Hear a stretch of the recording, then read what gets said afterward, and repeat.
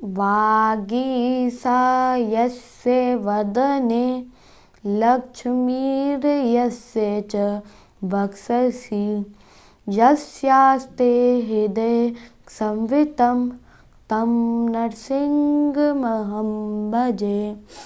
भक्त भक्ति भगवंत गुरु चतुर नाम बपु एक, इनके पद बंधन किए नासे विघ्न अनेक। तो आज मैं कुछ चर्चा करने जा रहा हूँ कि वृंदावन में कुंभ की बैठक क्यों होती है। ये बैठक कुंभ एक ऐसा संत समागम का संगम है जहाँ सभी संप्रदाय के महापुरुषों का, संतों का, मठ मंदिरों का, धर्म भक्ति ज्ञान सदाचार आदि का प्रचार प्रसार होता है। हमारे वृंदावन धाम से सभी तीर्थों को, सनातन धर्म को, सभी आचार्य को, सभी मठ मंदिरों को पुष्टि मिलती है, क्योंकि भगवान श्री कृष्ण ने भी धर्म संस्थापना का शंखनाद वृंदावन से ही प्रारंभ किया था। वेणु के नाद से सभी जीवों का कल्याण का मार्ग खोला था। श्री कृष्ण के वेणु के नाद से सभी जीवों को पुष्टि मिलती है। अपनी लीला से जीवों का रस पान कराते हैं। यहाँ जब वृंदावन में भक्ति महारानी आती है तो वो वृंदावन में आके तरुणी हो जाती है और क्या करती है, वो नृत्य करती है। हमारे वृंदावन धाम के अगर आप गलियों में जाएंगे तो आपको कीर्तन की धुन सुनाई देगी और भक्त नृत्य करते हुए आपको मिलेंगे। तो वृंदावनस्य संयोगात् पुनस्तवं तरुणी नवाधन्यं वृंदावनं तेन भक्तिर्नित्यति यत्र च। ये हमारे वृंदावन धाम की महिमा है, इसलिए चारों कुंभ से पहले हमारे वृंदावन धाम में बैठक होती है और यहाँ से ही सनातन धर्म की ध्वजा फहराते हैं। इसी भूमि को सारे संत प्रणाम करके ही भक्ति धर्म का प्रचार प्रसार करते हैं। इस कुंभ के बैठक के पीछे भी एक रहस्यमय कथा है।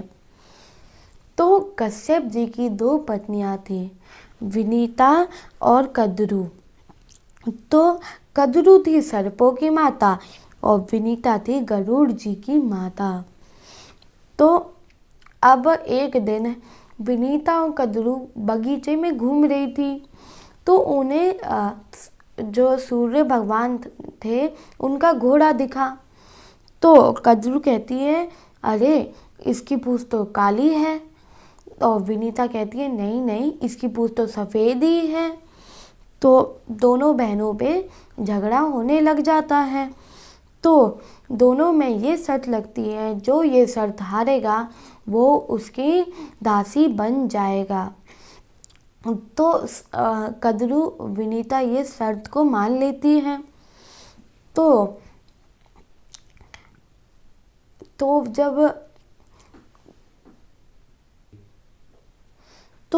कद्रू को तो पता था उसकी पूंछ सफ़ेद ही है,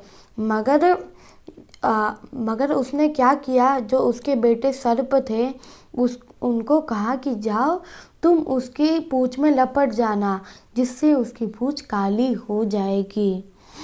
तो कल दोनों बहन आई, वापस देखा तो उसकी पूंछ तो काली दिखी। तो विनीता कद्रू की दासी बन गई। तो गरुड़ जी जो विनीता के बेटे थे उन्हें ये अच्छा नहीं लगा। तो गरुड़ जी गए विनीता के पास और कहा, माँ मैं आपको कैसे छुड़ा सकता हूँ। तो विनीता कहती है, वो तो कद्रू ही कर सकती है। तो गरुड़ जी गए और कद्रू के पास कहा कि मैं अपनी माँ को कैसे मुक्त कराऊं।